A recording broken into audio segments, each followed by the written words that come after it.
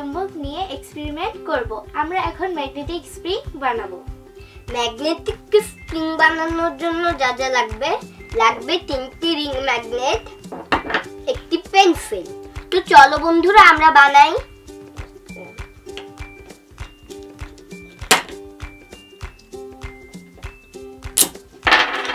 আহা, এটাকে এবার উল্টে দিতে হবে।